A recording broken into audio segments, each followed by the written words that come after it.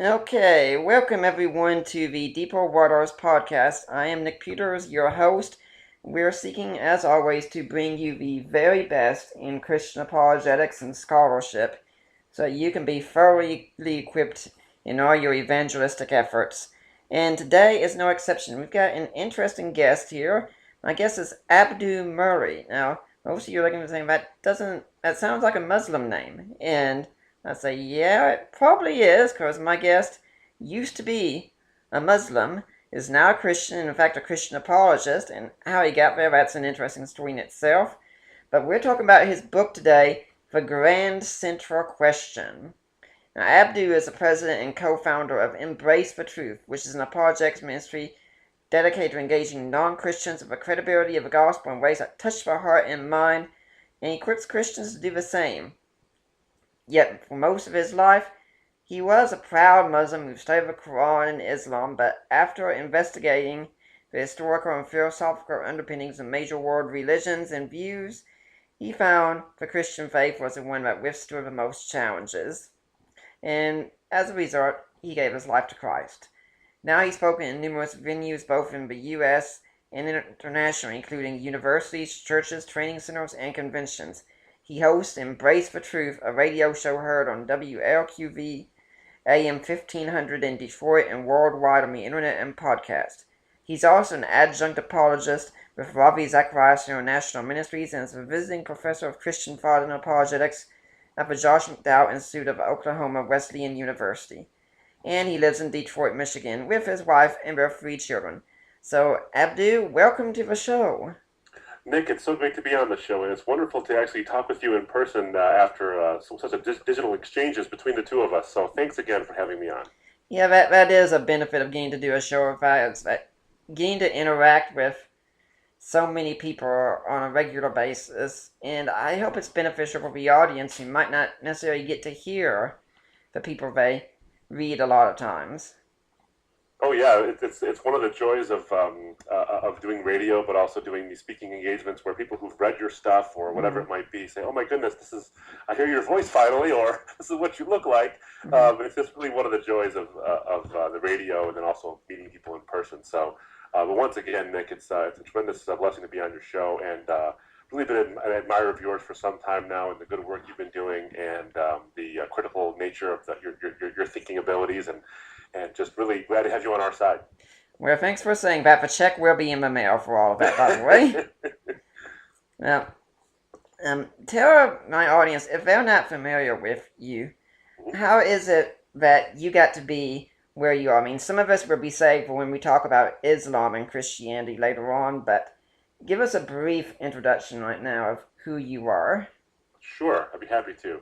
Abdu Murray is one of those sort of like question-begging or question-starting, I should say, names. Abdu and Murray. How did you get a Lebanese and Scottish name? The last name is not really Murray. It's really Midai, and Midai is how you say it in Arabic. But when we came over on the boat, essentially they said, "What's your last name?" And we said, Midai. And they said, "Okay, Murray," and they changed it for us. So now I'm Lebanese and I'm Scottish, which means that I like to fight everybody. I was raised in a Shiite Muslim home. Most folks know the difference between the Shiite, or they've heard of the differences between the Shiites and the Sunni Muslims, the Sunnis being the majority and the Shiites being the minority. And for the most part, those differences are largely political. There are some very small theological differences, but in all the essentials that make up Islam, the Sunnis and the Shiites really agree on everything. And I thought that Islam was the cat's whiskers. I thought everyone should believe it. I thought that people should believe true things and not false things. And I wanted them to believe true things. And I had all these, in the suburb I grew up in, Detroit, we were like sort of exotic. You know, we were like the Muslim family around. There was only a few of us in the area. Now there's tons. But back then, in the suburb I was living in, there weren't very many. We were sort of the cute and exotic Muslim family. Oh, look at the Muslims. Look at the Muslims. And it was kind of interesting. I got to be sort of passed around in the show and tell hour. So Sounds like something they could have made a sitcom out of. I think they actually tried to do that on one of those reality shows, but that didn't work out so great. But yeah, we could have been a sitcom. We're that kind of a family. We would have been like everybody else, Raymond. Very much like that. but all these Christians were around me, at least nominal Christians were around me, and I wanted them to believe Islam. I cared about their eternal destinies. I wanted them to be in God's paradise. And I thought that their beliefs in the incarnation of God in Christ and the Trinity and all these things were blasphemies that would send them to hell. And I didn't want them to go to hell, so I wanted them to be in heaven. So I began to share Islam with them. And what I would do was essentially challenge their belief systems. I would challenge Christianity. I would use scholars like Bart Ehrman and others and say, don't you guys know that the Bible's been changed? It was once God's word, but became corrupted over time and all these things. And can't you see the corruptions here? But the Quran has always been the same, I would argue. Of course, that's false, but I would always argue that the Quran has always been the same. And I didn't know it was false back then, but I thought it was true. And I would sort of have this like dazzling presentation about Islam. And most Christians had no idea how to respond. Just absolutely no idea how to respond. And I would ask them a question. I'd say, why are you a Christian? And more often than not, the answer was, I was raised that way. And I'd follow up with another question. Is that a good enough reason to trust your soul to this worldview because your parents believe it? And it's not a good enough reason. But no one ever asked me back, why are you a Muslim? They never said, is it because of tradition or what? So I had a field day with most of these Christians, but there were the occasional annoying Christians who knew what they were talking about and knew why they believed what they believed, and made it an interesting day for me. So we would chat and talk and go back and forth, and the nutshell version of it is that I began to see something as I began to look at the Bible. And I was reading it to find all the flaws, to find all the holes and contradictions, so I could nail these Christians between the eyes with the contradiction and keep them down, and then offer them Islam in return. But I saw something. In a chapter of the Bible, chapters and verses of the Bible, Luke chapter 3, verse 7 and following, John the Baptist is talking to those who are coming to him to be baptized, and he says, who told you to flee from the coming wrath? Of course, meaning God's judgment. And then he says, do not even begin to think to yourself, you have Abraham as your father, meaning as if that would save them, just their lineage would save them. For I tell you, God can raise up sons of Abraham from the stones. Now that shook me, because what he was saying was what I was saying. Tradition isn't as important as truth. And if you bank on tradition, you could be on the wrong side of that. Well, I was asking Christians, why are you Christians? And they would say tradition, and I'd say it's not a good enough reason. But no one ever asked me, why are you a Muslim? And if they asked me, I would have had to have said, if I was being honest, tradition. I had found lots of reasons to justify my faith, but I'd never actually sat down and taken the time to say, is this the reason I'm a Muslim, or was it tradition? And I realized something. And John the Baptist's words, through the Holy Spirit, I think, through the power of the Bible itself, convicted me of the fact that I was believing it because of tradition, not because of truth. And so that got me searching, really searching. And I found some things that started to really shake my belief that the Bible was corrupted. I began to see that maybe it wasn't corrupted after all, that what we have today is essentially what was written in the first century, that it can be trusted, and that when Jesus claims to be the Son of God, who died for the sins of the world, he rose from the dead as a matter of history to prove that he was right. I began to intellectually assent to all of that. I knew it in my mind. I accepted it intellectually. I just wouldn't embrace it as part of my life.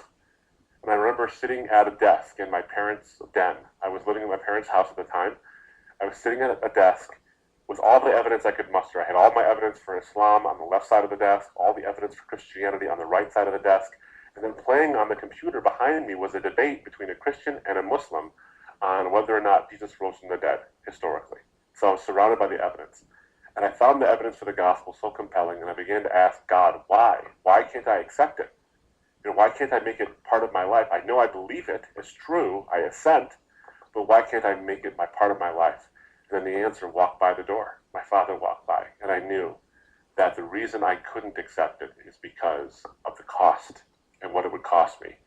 And that was just too much for me to bear at that time. Nick, an important thing I think that apologists sometimes forget is that the answers are not hard to find. They're just really hard to accept. Yeah. And as apologists, I think we need to be cognizant of that fact that our friends who are being stubborn or who aren't getting it or who are really intelligent people and who aren't getting the arguments, and you're wondering, why is it you're not getting this? You're too smart to not get this. It's not that they can't get it, it's that they don't want to get it because they know there's consequences. And that was me. But I'll tell you, when I began to see the unfolding of how wonderfully great God is demonstrated to be in the gospel, and how whatever I would lose paled in comparison to who I would gain, which is Jesus, that's when I finally saw how he was worth the cost, and that's when God made me into a son from a stone. Yeah, I'm thinking when you talk about your relationship with your parents, about my other friend Nabil Qureshi, who Yes. went through the exact same thing in some ways, having many dreams and such, and he's just now starting to rebuild his relationship with his parents, I think. Yeah. And how's your relationship with your family because of this today? I came to faith a few years before Nabil. It didn't go well. Obviously, it wasn't. They didn't throw me a party or anything. No. But Nick, Nabil and I are great friends. We talk all the time, and we share sort of the same common experiences. And so we talk together, and we've both been proud, not proud, I should say, happy to see that God is so good because He weaves these tight relationships back together again. They get torn apart, but they're back together again. So we are closer. I'd say closer than we've ever been since the last time. Since we've had a blow up over the whole different faiths issue. But we are close again. I see them all the time, and while there's still tension, um, uh, we've been knitting it back together again. It's been 14 years, but it has become it's blossoming back into a really great family relationship. So thanks for asking. Now, your book is called The Grand Central Question, which leads me to the conclusion you really like trains, don't you? Yeah, it's funny. I was sitting actually at Grand Central Station, and thinking about the ways in which so many complicated lines. You can go anywhere from that place, basically, on a spaghetti code of lines and all this strange, these train lines going everywhere. But you go to one place to get on, and there's clarity brought in this one place. And I remember thinking, I think that so many worldviews are like that. So many views. I mean, they answer a plethora of questions. I mean, you and I both know well, Nick, because of our work as apologists, that there's a million questions to be answered. Yep. And every time you answer a question, there's a million follow-up questions that come with it. Yeah. But there's got to be something that is centrally important to the person who holds that worldview. So if it's an atheist, there is a central important issue. If he's a Muslim, and I know this from my experience as a Muslim in the community around me, sure, they can throw up a million questions and challenge the gospel in so many ways, or try to say that Islam answers a million questions. But what is the central question it's answering? Because you can get off on a lot of rabbit trails. Mm-hmm. What's the central question? And so I saw that metaphor really played out well with Grand Central Station itself. And I remember thinking, you know what? I've done so many Q&As at different events, and the questions are always, there's sort of the same. I've very rarely been asked a new question I haven't been asked before. But the questions are always different in this sense. Someone new is asking them. So how they answer matters is different to that person. But the questions are the same. So how can the Christian reach out and say, what is the central question? What is the big question? If you had an answer to this big question, would that help you to see the gospel as more credible? Yeah, I was thinking when I was writing a blog post announcing you're coming on the show, I was thinking maybe I should make some sort of Sheldon Cooper joke about trains here. I just got into the Big Bang Theory. I'm a latecomer to that, but that would have been funny because I would have gotten it now. Yeah, my wife and I love that show, and she's convinced she's married to Sheldon. Now, That's funny. we also find out in this book that you study law, which means you come to experience this of a lawyer. We'll try to not hold that against you. Well, please don't. Please don't. There are more of us that are scrupulous people than there are that are unscrupulous. But it has been a rough road. There's a little secret. Most lawyers don't like other lawyers. Well, let's start diving into the meat of the book with a grand central question here. And now, the first worldview question you're dealing with really is the existence of God. Are we going to go with materialism or with some form of theism? So, why start here? Well, I think that the reason why I wanted to start there as the first worldview to tackle is because there's a distinction between the other major worldviews. The other major worldviews, of course, are pantheistic thinking and then monotheism. And the monotheism I address as Islam because it's the largest monotheistic religion outside of Christianity. Mm-hmm. Uh, I think there are four fundamental questions that every worldview has to answer. Origin, meaning, origin and the ideas of morality and meaning and purpose in life, the human condition, why things are the way they are, and is there a way out of here? And atheism, naturalism, sort of tackles the first two. How do we get here? And is there a way out of here? Is there a way out of this mess, so to speak? And it answers both in an interesting way because it says there is no real reason why we're here. We're just here.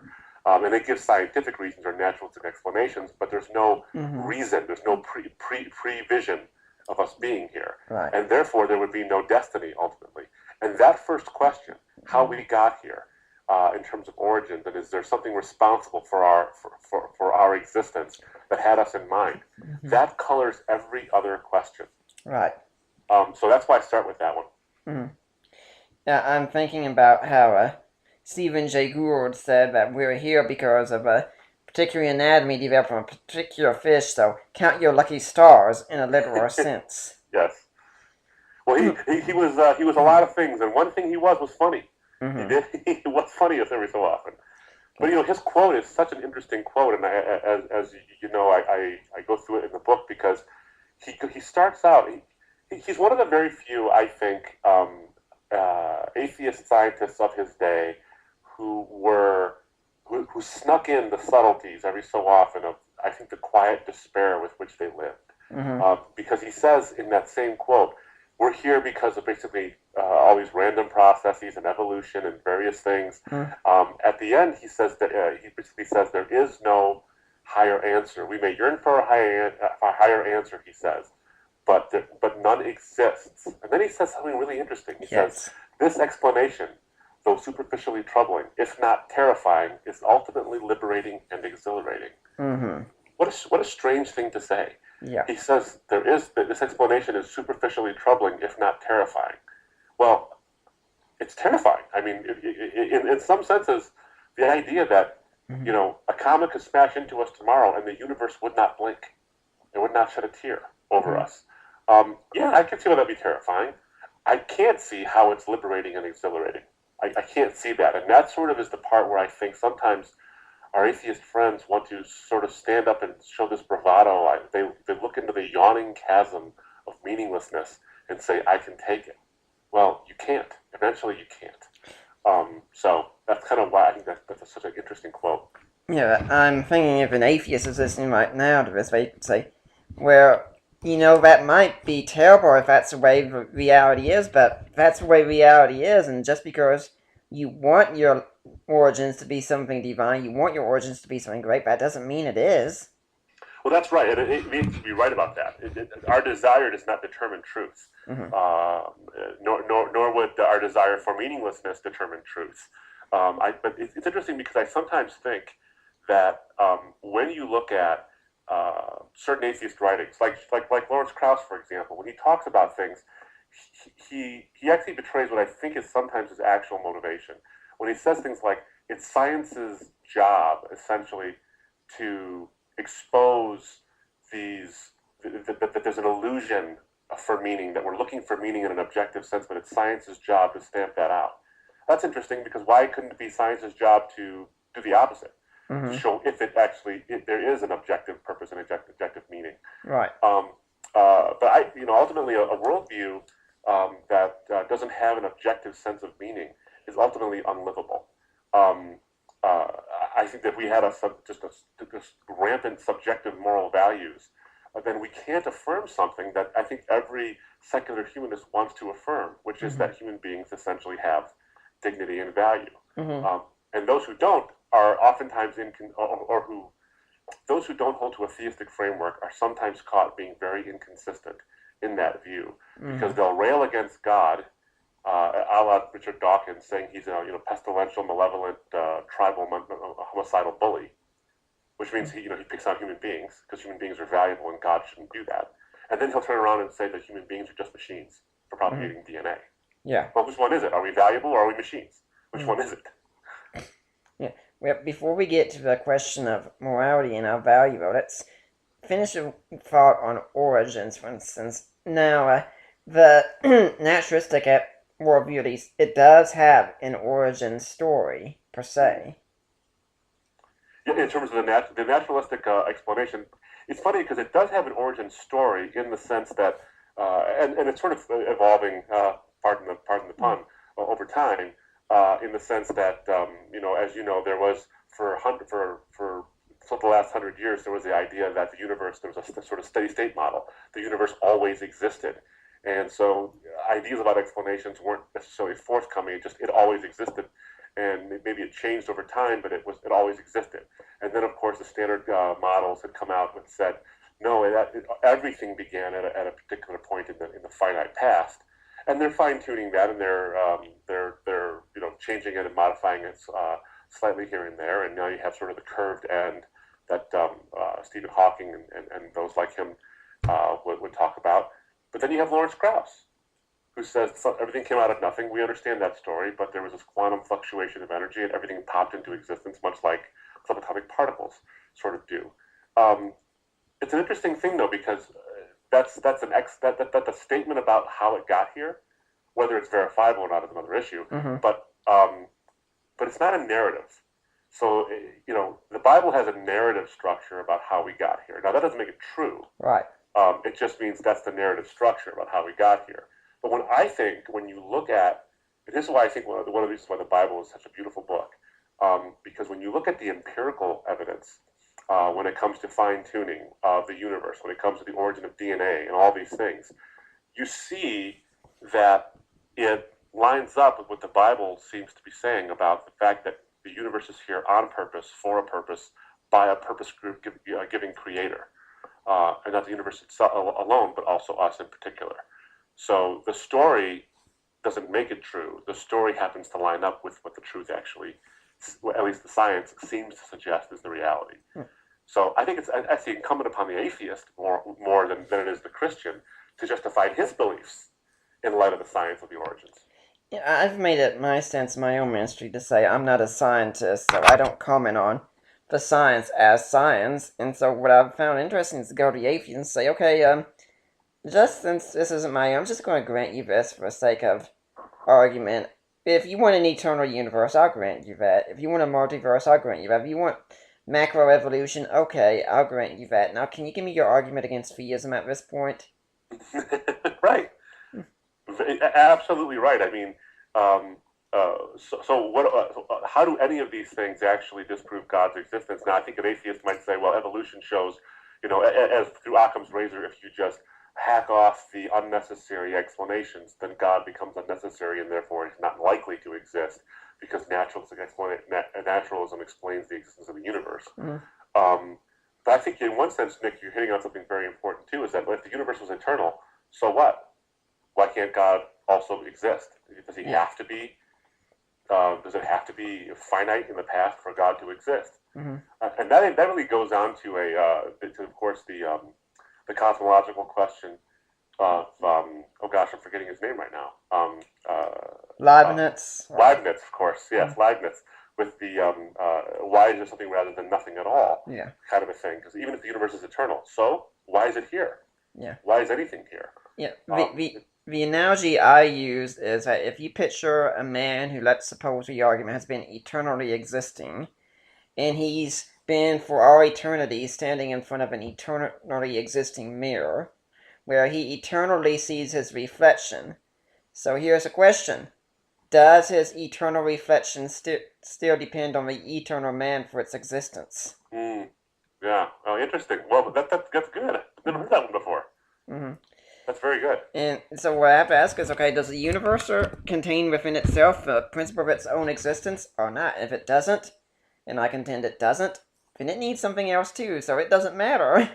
Yeah. Right. Well, I'm with you on that. Absolutely. There really becomes a point at which, and I think Christians sometimes fall prey to this. Mm-hmm. We want to explain the truth to people, or we want to explain God's existence, or show them a positive case, I think usually, and I don't say always, but I think usually because we care about wanting them to embrace it. We want them to see it, and we care about that. But we fail to see sometimes that sometimes just offering a challenge back to someone can say, have you thought this through? Have you thought the negative worldview back, or the opposite worldview? Have you Mm-hmm. thought it through? Because sometimes that is what really shakes a person up. That happened to me, in fact, Nick, in terms Yeah. of Islam and Christianity. I had all these challenges back and forth about the Bible, for example, Mm-hmm. and then I had to stop and think about something and say, does that make sense in light of my own worldview? Yeah.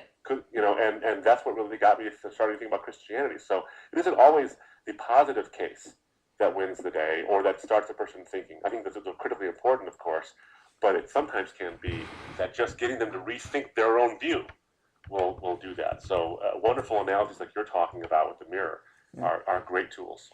Well, that also gets us into a point about morality, Mm. then, because I find a lot of atheists do want to hold on to an objective morality. They don't have an explanation for it, and yet, meanwhile, also I'm in dialogue with an atheist right now who's saying that, yeah, I'm being consistent in saying there is no objective morality and there's no objective beauty as well, and it doesn't matter if we want it to be, which I agree, but I'm saying, yeah, except I find the idea that, say, belching the alphabet is as beautiful as the music of Bach or Mozart, which, in fact, if beauty's relative, that statement itself doesn't even make sense. They both just exist, that's it.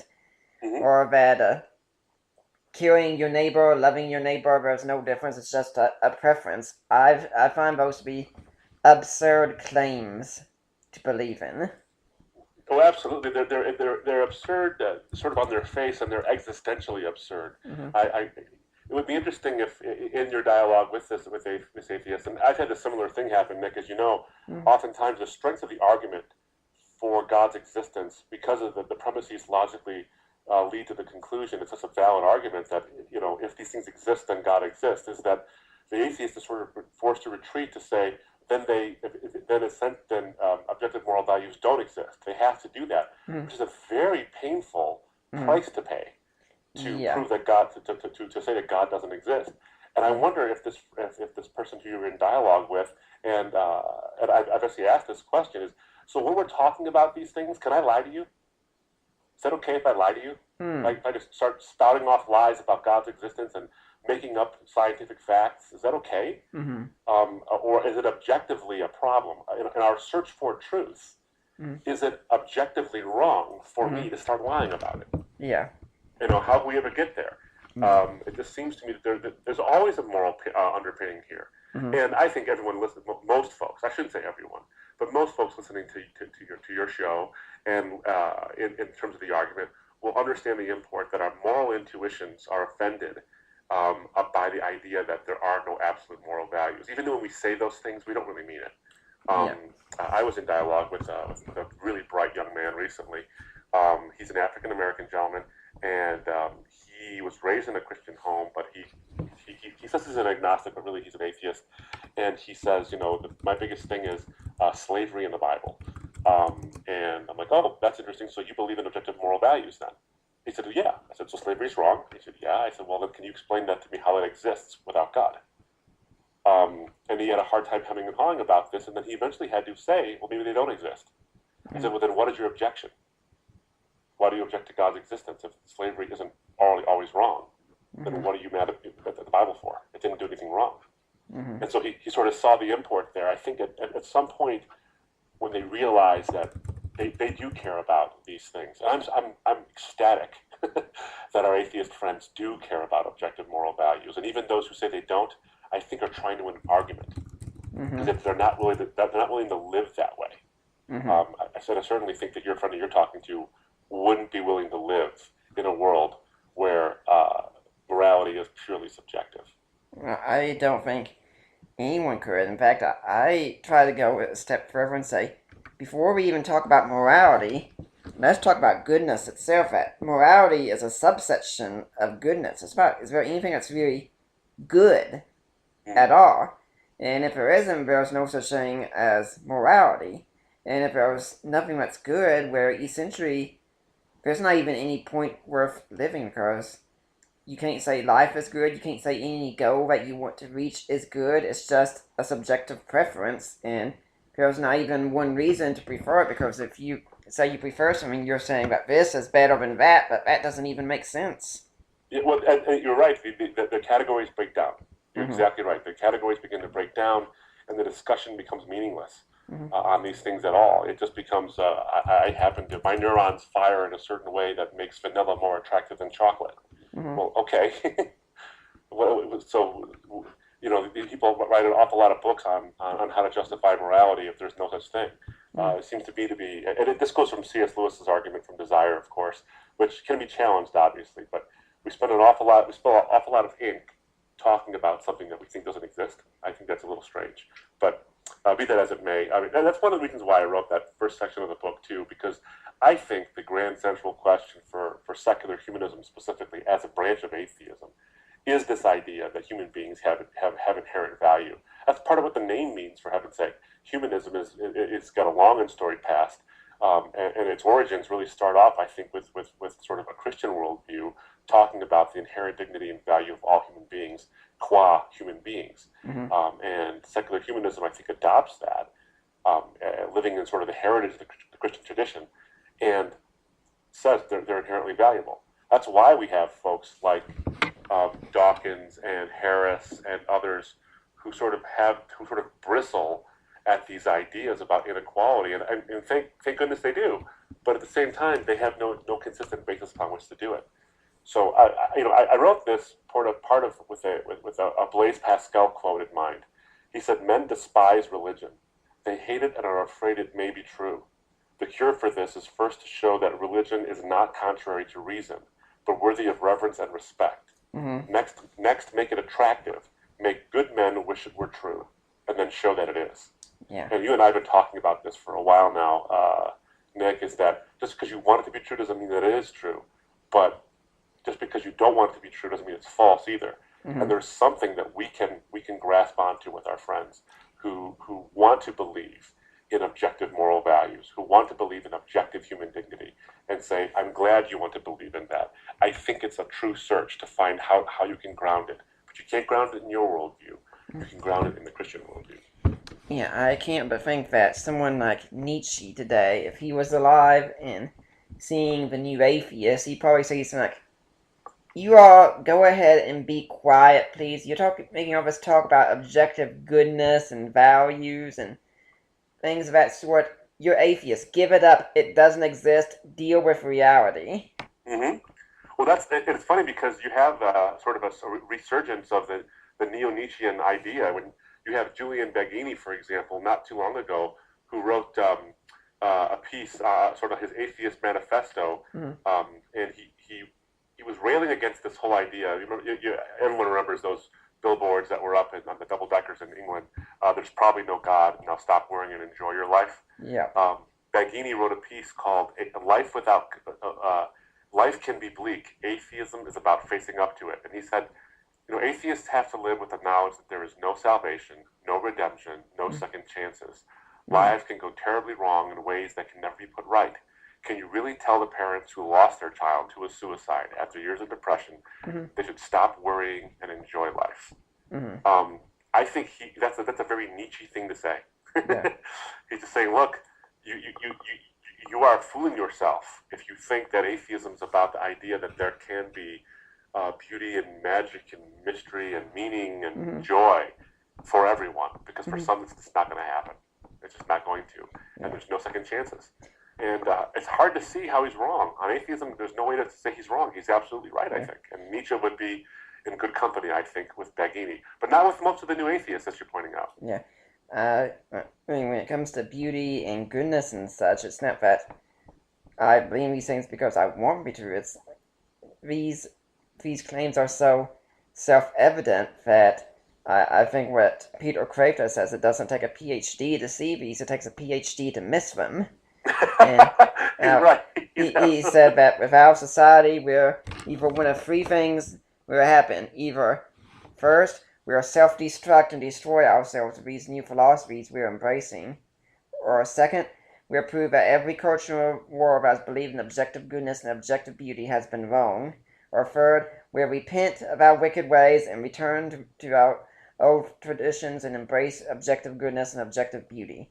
And personally, if things don't change soon in our society, I'm thinking we're going to do the one with self-destruct, most likely.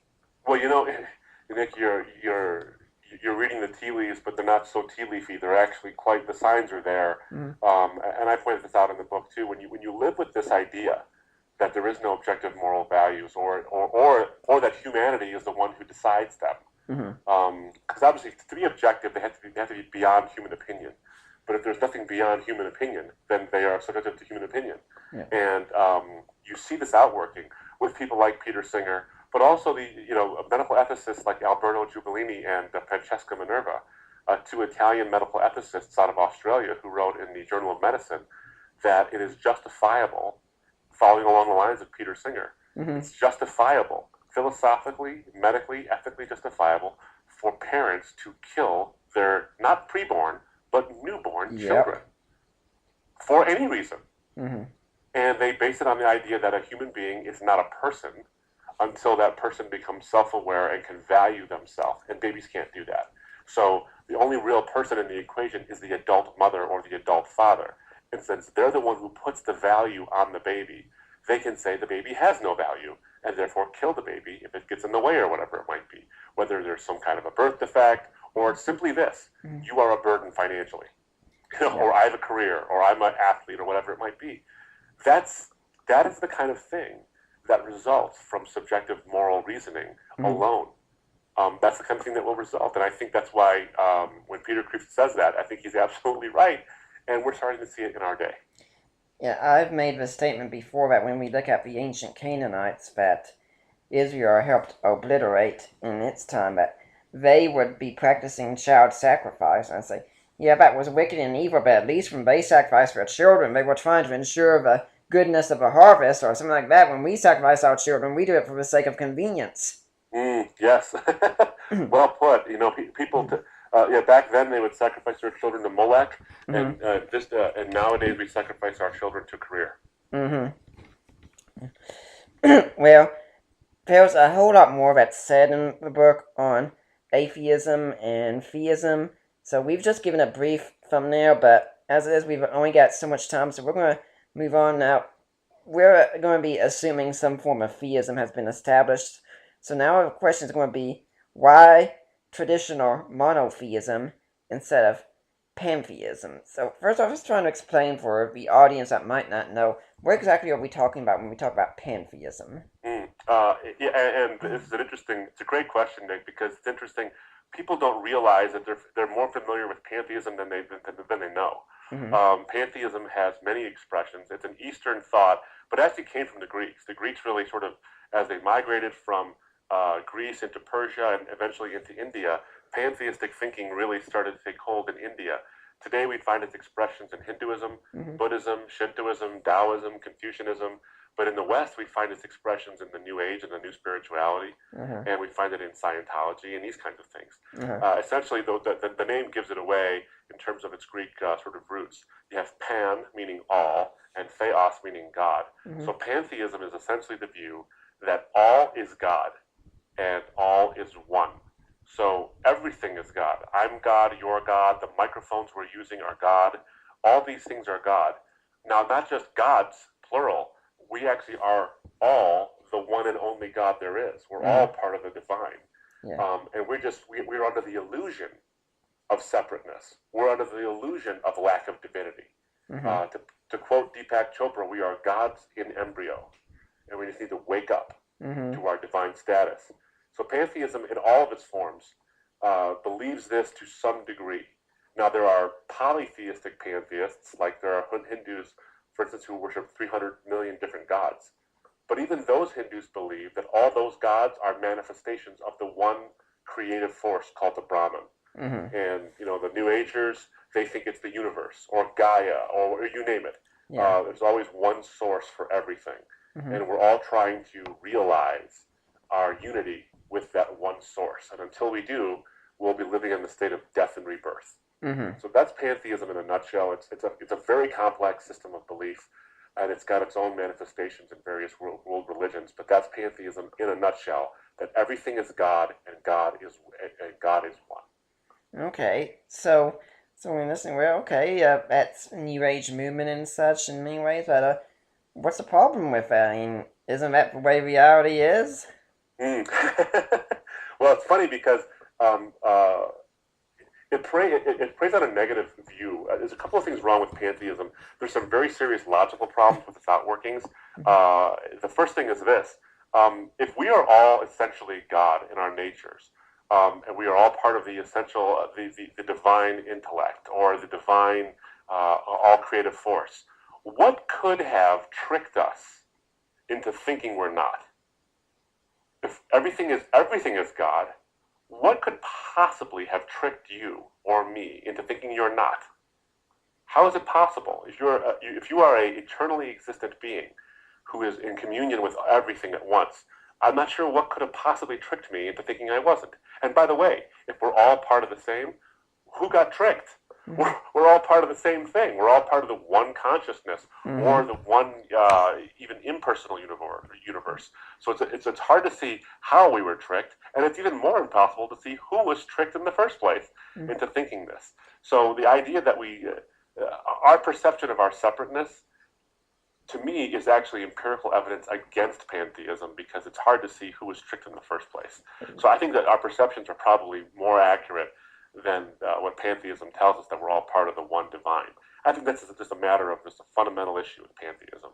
And then, of course, with the ideas of incarnation and reincarnation. And I think in the West, we've sort of adopted a romantic view of this idea of death and rebirth. In the East, that's not a good thing.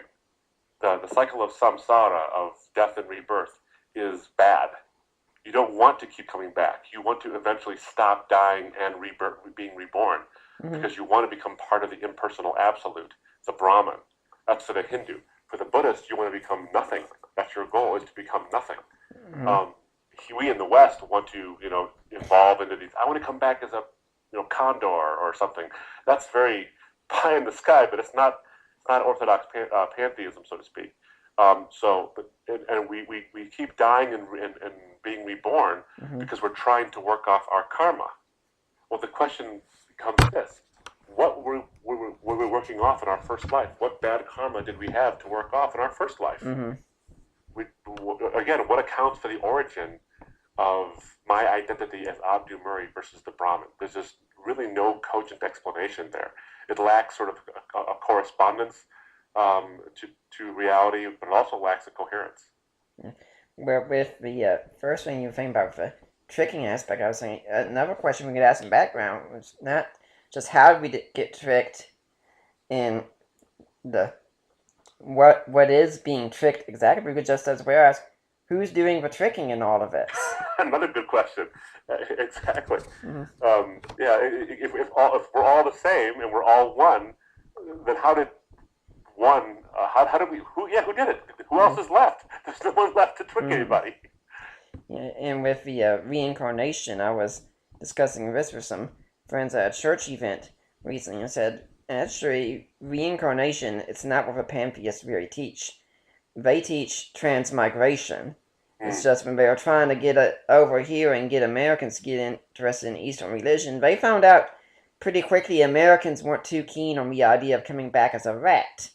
So they said, well, you can only come back as another human being. Oh, okay, we can do that.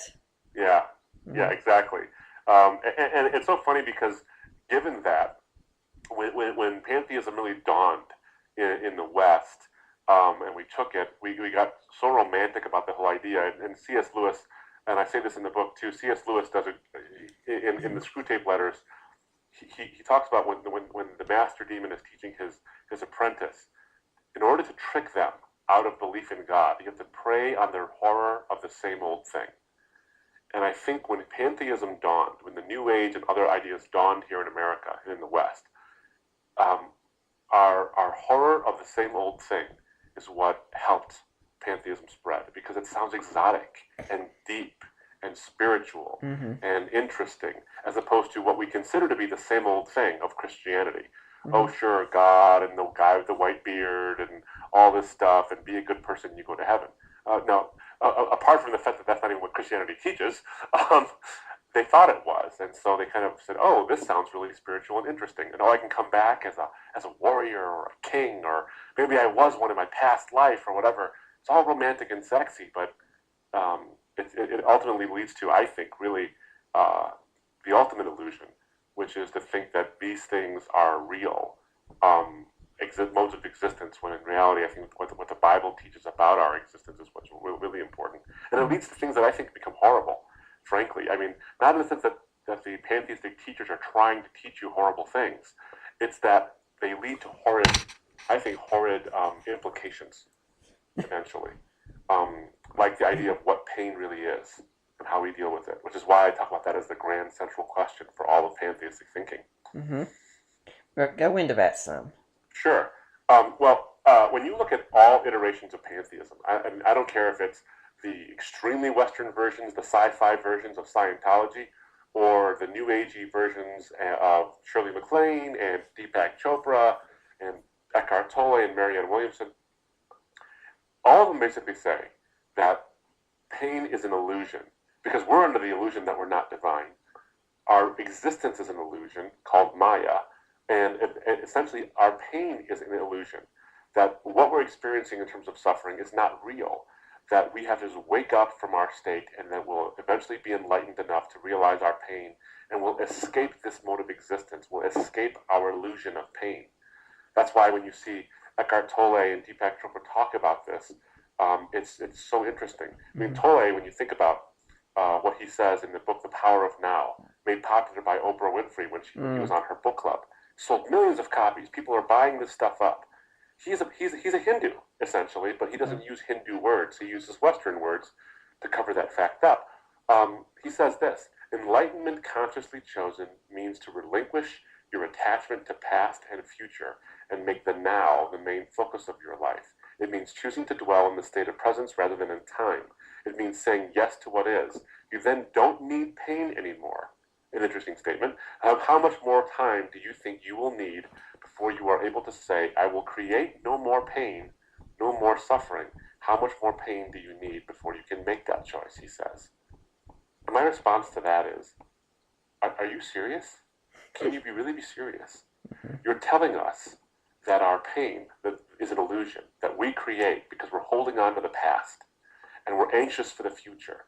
And if we just live in the now and realize our inner divinity and enlighten ourselves, we can be free of pain. I wonder if Mr. Tolle would be willing to stand in front of a parent who lost a child at Newtown at Sandy Hook Elementary School and say, just let go of the past with your child and don't worry about the future.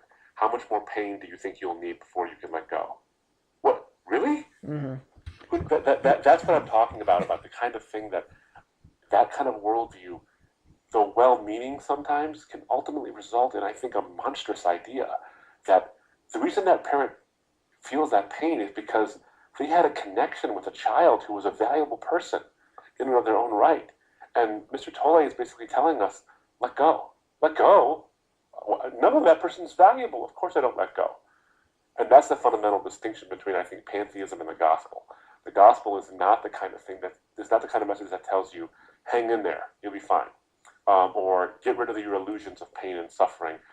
It says these things are real. They're so real, in fact, that God's own Son experiences it in a way that we would never fathom in terms of how much pain that was exhibited upon the Son of God, not just the physical, but also sort of the spiritual ramifications of what he experienced and finished on that cross for us. Which is why he cries out, my God, why have you forsaken me? That sense of God's wrath is just unbelievable. We can't imagine what it would be like, I think. But it's not fake. It's not an illusion. It's real. And he deals with it. He doesn't say escape from it. He doesn't say run away from it. He doesn't say meditate your way out of it. He says, I've dealt with it. And in that, it's interesting because he does something, Jesus does something that I think is so refreshingly honest. And that's why I think the gospel is unique in so many ways. It doesn't tell you what you want to hear. It tells you what you need to hear. What we want to hear is you can be the solution to the problem. You can enlighten your way out of it. You are a God.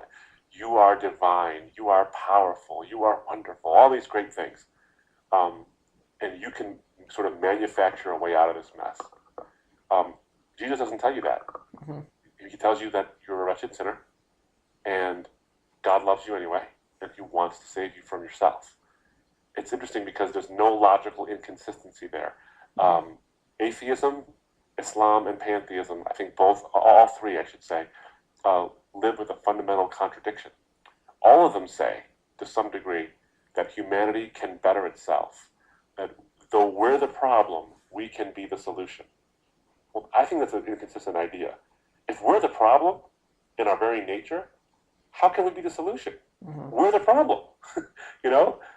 It's like having a bad heart. It needs to be transplanted. You can't exercise your heart into health, kind of a thing, when it's diseased or part of it's dead. It doesn't work that way. Christianity tells you what's real. It tells you that you're the problem, and therefore you can't be trusted to be your own solution. You need someone else beyond you to save you from you. Mm-hmm. And I think the cross does that so beautifully because it actually, not only does it demonstrate it in terms of theological import, but it says rooted in history is the fact that God has actually done something for us. He dealt with pain. He dealt with suffering. He didn't say escape it. He said, it's going to happen in this life, but take heart. I have overcome all of this, and eventually there will be a time when it's over because I dealt with it. Yeah. I also think it's important that you mentioned Oprah Winfrey, since she seems to be the largest distributor today of the New Age worldview to people. That if she puts something on her book list, that people are going to read it, and so much of it is just New Age material. Absolutely. I think people really need to sort of wake up to this idea that, sure, she does great things for charity. She's got schools for girls in Africa, and she gives away tons of stuff. And thank goodness that she's helping people. I'm happy about that. But what she's doing that people don't really realize is the way in which she's purveying her own worldview. She was raised to believe, she was raised in a Christian background, but then said, I have a hard time believing that God would send people to hell, or that that Jesus is the exclusive way. That can't be the case. And so she broadens her mind to include these pantheistic and New Age ideas. Mm-hmm. Then she has folks like Eckhart Tolle, who I would venture to say most people didn't even know who the heck he was until he was on her show. Of course, Deepak Chopra had made a name for himself before Oprah Winfrey had made him even more popular, but he comes on her show and he sells millions of books. Mm-hmm. Marianne Williamson, with A Course in Miracles and other things, she's from my area. She's from Detroit, with the Church of Today. She was on Oprah Winfrey's show and took off wildly in terms of her influence and that kind of thing. But one of the things I think that people don't realize, Nick, and some do but some don't, is the pervasive nature of pantheism, and the New Age philosophies. Almost all of the big sci-fi movies that have come out in the past that have been blockbusters have at least partly or fully a pantheistic worldview in mind. Mm-hmm. I mean, you think about Avatar as an example. I mean, my goodness, you have these people who are in who commune with and are part of the world they live on, which is a living being itself. And when they die, they go to her. They become part of her, and that's the ultimate goal: is to become a part of the Awa is the name of the being in that movie. And I think it's no accident that the Na'vi are blue, like Krishna and Vishnu are always portrayed in Hindu drawings and paintings as blue.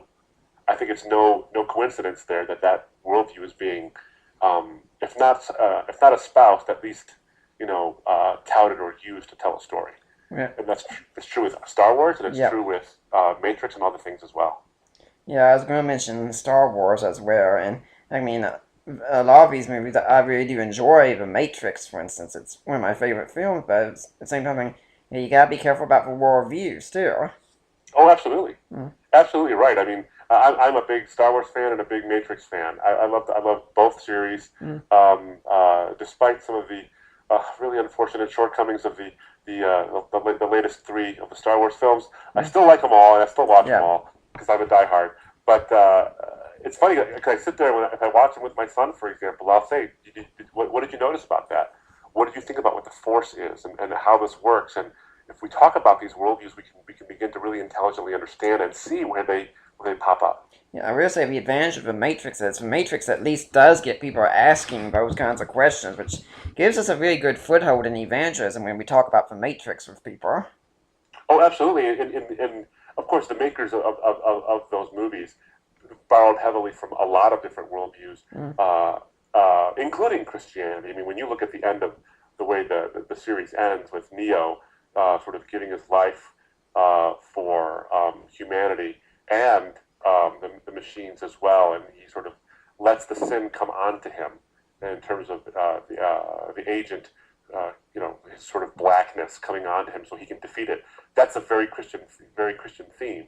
But obviously, the ideas of karma and death and rebirth and destiny and cycles and all that stuff, Mm-hmm. and all being one and what's real—that's all very pantheistic. Mm-hmm. And I'm also thinking in another way in a pop culture that, since I'm married now, I'll be married 4 years next month. So That, congratulations. yeah, yeah. So far she hasn't cured me yet. Well, we'll pray for you guys. Yeah, yeah, Pray for you, I should say. yeah. I'm sure she's in the bedroom doing some reading or something right now, and she's probably hearing this and thinking, "Yet."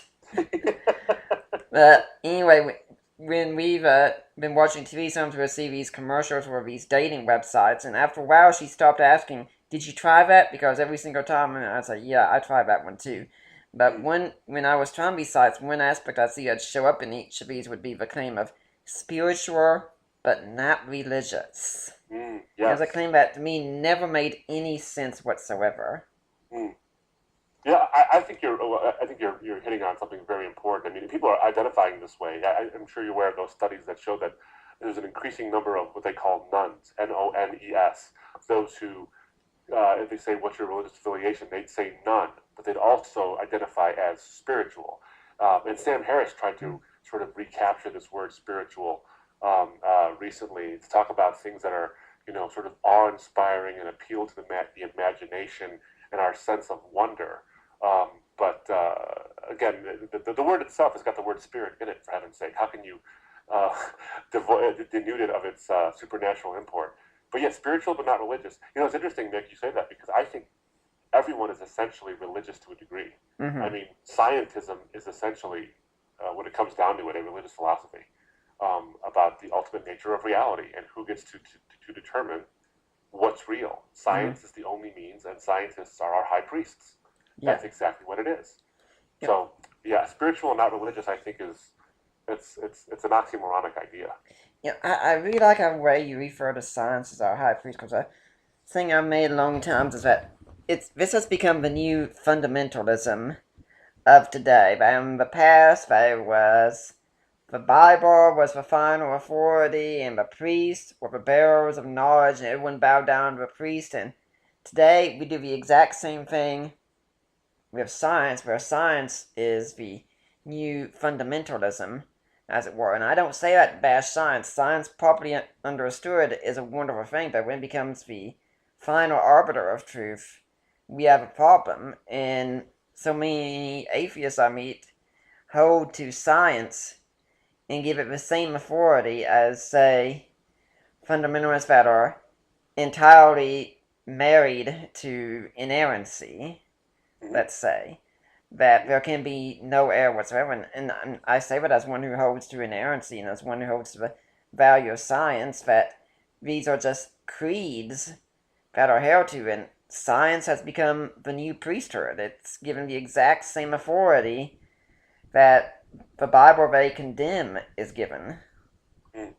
Well, it's interesting because I would go possibly even a step further, Nick, is because the idea of no one, at least I don't think anybody should be afraid of or denigrate science Of as course. a discipline, as opposed to scientism, Yeah. which is the idea that science is the only means by which we know anything about reality, and that those who practice science are therefore the ultimate authorities. And that's the fundamentalism you're talking about. It's interesting to me because I don't even think a fundamentalist, a Christian, for example, or someone 100 years ago would have said that the Bible is our authority and the sole source of all human knowledge. Yep. It doesn't. No one's really said that. Is that we Mhm. have the ability to explore creation. The Bible tells us about creation, but it leaves some stuff out for us to discover. You won't find the infinitesimal calculus in Zechariah. You're just not going to find that. But you do discover it as part of God's general revelation, which is, of course, the creation. So, but it's interesting because the scientists will go further, and I mean scientism practitioners, I would say, go further and say that science is the only way you can know anything about reality. Well, that statement you just said isn't scientific, so that statement isn't scientific, so throw it out.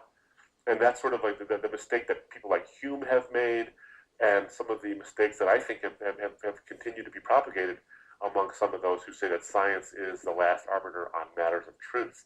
Sam Harris tried to do it with the moral landscape, where he tried to say that science can give you the objective basis for morality, but ultimately, the whole book was question begging. The entire thing was question begging, and he was called to task on it because it failed in that respect. Because science has its limits, and I think just like a lot of things have their limits, and if we recognize the limits of science, it can only tell you, by definition, about the physical material world.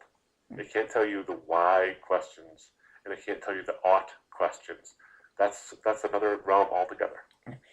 Well, it's interesting that you're talking about this because, as my listeners hopefully know, we're talking with Abdu Murray right now, in case you missed that, the author of A Grand Central Question. And since he's talking about scientism, that kind of relates to what's going to be going on next week. Because if you're listening here next week, we're going to have James K. Dew Jr. and Mark Foreman on here together. We're going to be talking about a new book they've written called How Do We Know? A Christian's Guide to Epistemology, which is the study of knowledge. And I'm sure we'll be touching on scientism some in that podcast. So I urge you all, come back next week, learn a little bit about how we know what we know. I'm sure they can take us a lot further with scientism than we're going here. It's a great book, and I advise you to come back.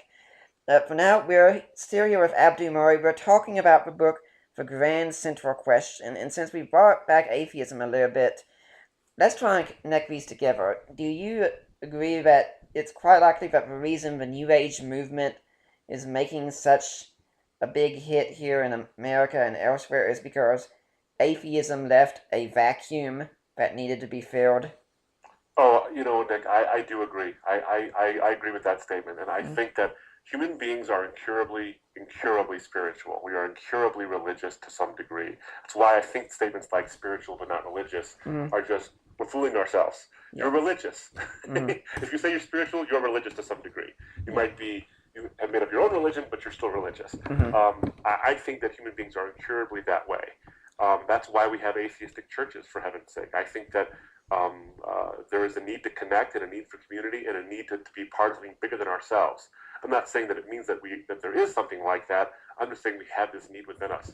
So New Age spirituality is a way to connect without saying, oh, I go to church thus and so, or I'm Catholic, or I'm Protestant, or I'm Baptist or Episcopalian, or whatever it might be.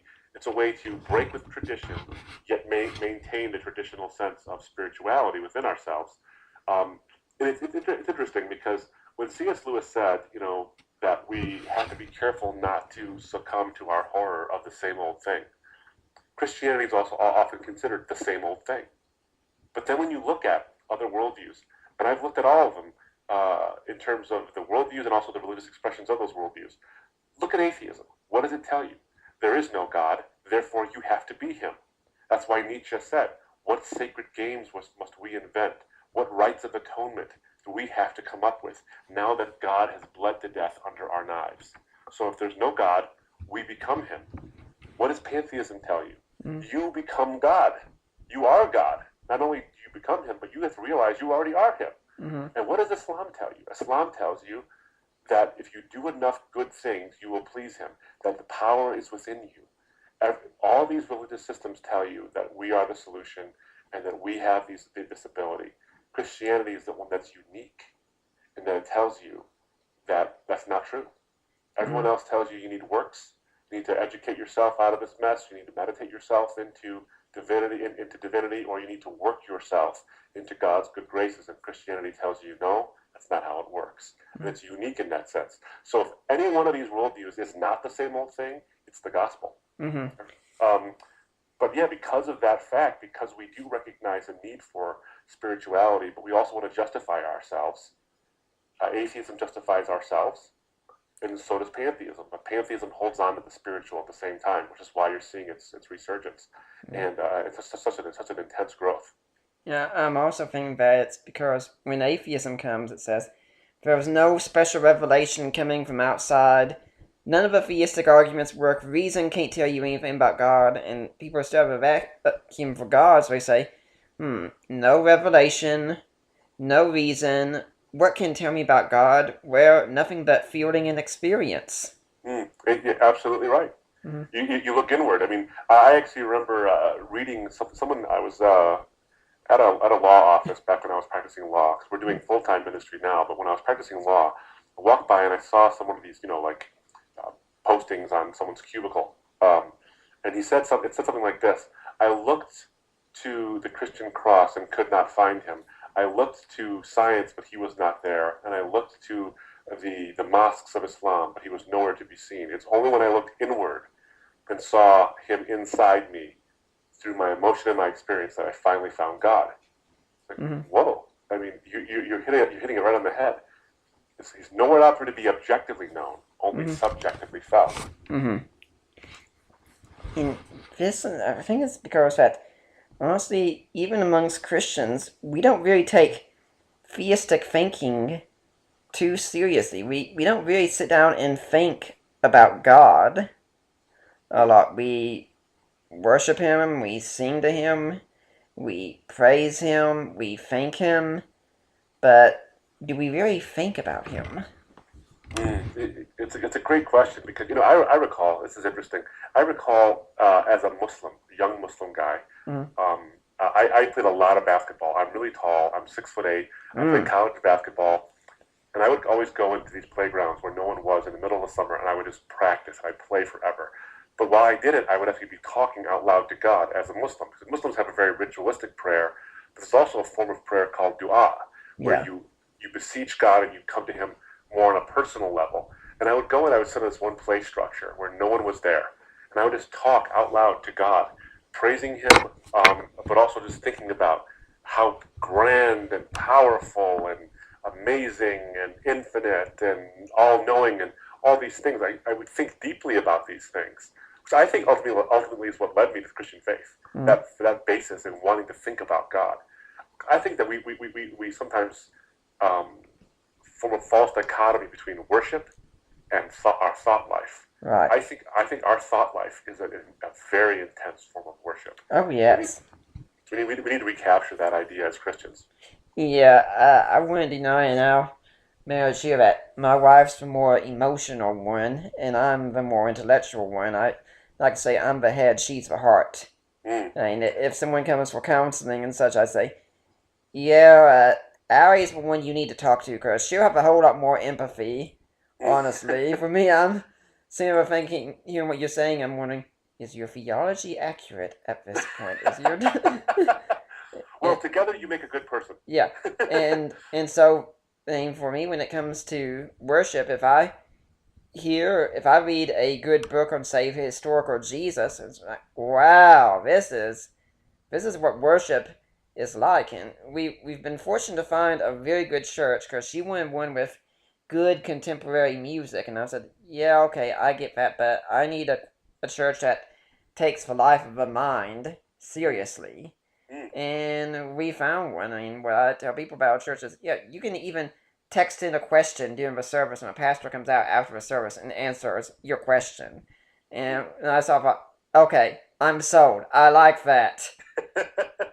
That would be great. I haven't been to one of those yet. I've been to, as you know, we speak at different places, and so Q&As are part of that church service. But as a regular part of the church service, I'll tell you what, that'd be something to go see. I think you would attract a lot more men, actually, when we engage. Not because women aren't intellectual. Yeah. It's because men, I think, feel like the church checks their brains at the door when they get there.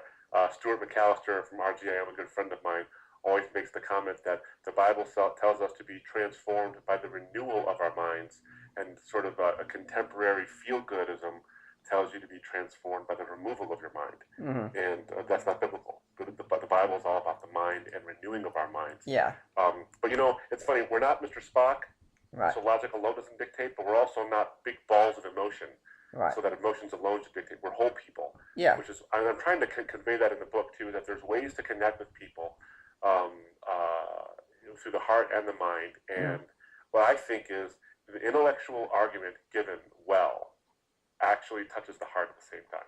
Yeah.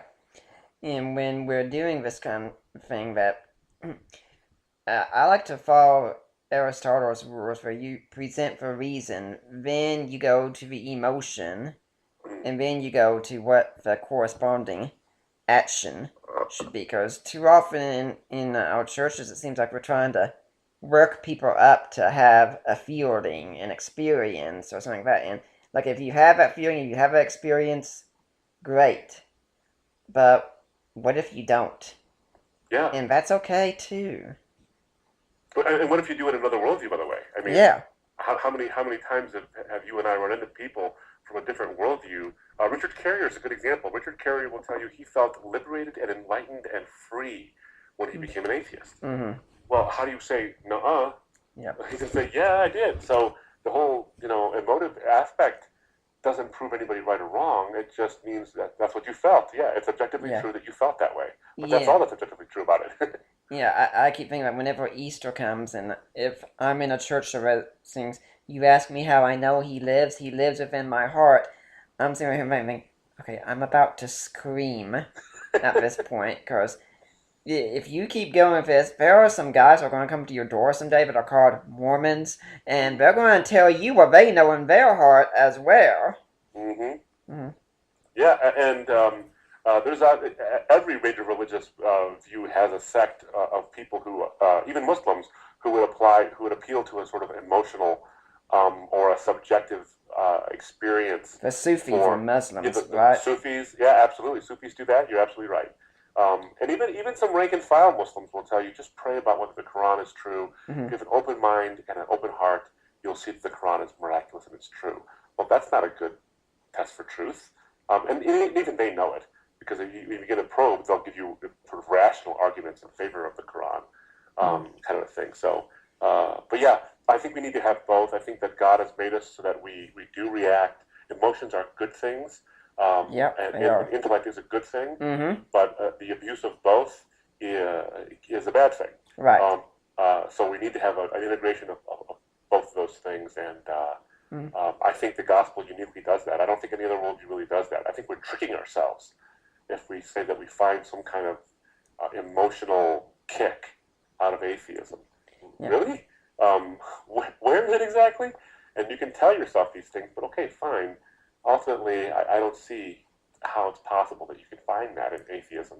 But then again, I think that in Christianity, you find intellectual satisfaction and emotional satisfaction. Yeah, and I think that we need to probably return to this idea about the uniqueness of God. There is a God outside of us. I mean, sometimes we actually forget that, but I remember just a couple of months ago, I was driving down the interstate going to the men's group from our church, and it was a time when just sitting like, yeah, you know what? You really do believe in this stuff. You really do believe there's a God out there who's created everything you see around you, and not only that, you believe he's done miracles, that he's directly interacted in the universe, and that really is something incredible. Yeah, it's awe-inspiring. It really is awe-inspiring. I love Psalm 139, where the Bible tells us that he knit us together. He knit us together. That's an interesting way to put it. He doesn't say, I manufactured you, or I built you, or I constructed you. I knit you together. That's a beautiful way to put it. Because when you look at, like, for instance, the science, which you're going to go into, I think, in the next in your next episode, which I think is just going to be a fabulous one. The way in which DNA comes together, the way in which we see the inner workings and the weavings of these molecules that wouldn't come together through random chance nor through physical necessity, but have to be knit together. The Bible tells us that. That's a gorgeous way to put it. It's Mm-hmm. not just that you were made or you were designed. It's that you were knit, and that's so much more. I mean, I think about, I have a lot of sweaters, Nick. I like sweaters. I got Mm-hmm. a lot of them, and they were all built, or they were all put together in factories, and they were all, one size fits all. But I'll tell you, the one sweater I love the most is the one I can't wear. It's the one my mother made for me to bring me home from the hospital after I was born, Mm-hmm. because she knit it together, thinking about me. And I think that the sheer fact of the differentness of all of our DNA, and the sheer fact of the intricacies of the specified complexity in DNA, is a hint that God knits us together. So when He makes us, He doesn't say, "Here's another human." He says, "Here's Nick Peters. Here's Abdu Murray." That's what He's doing, and I think that's fabulous. So it's intellectually stimulating, but it's also imaginatively, just attractive as well. Yeah, if my wife's able to hear what you're saying in the next room here, I'm sure she's smiling a lot at this point because Psalm 139, the realization that very passage that you cited, was the passage that caused her to bend her knee to Christ. Oh wow! Well, Yep. that's wow. Yep. And that it is something very special for us since we're both Asperger's on the spectrum, and there was a time I'm sure she could have looked in her life and thought, why did I have to have this? Why was I made this way? And lo and behold, that's the thing that got me into her life. So it says, yeah, it's got Wow. some difficulties, but I suppose there's a good end to this, and that you can look at the way we live that's different and say, because of that, we can really do what we can to reach other people who Hmm. probably feel neglected or feel like their mistakes and such. And it's really important for us to reach people on the disabled Mm. community. So, Yeah.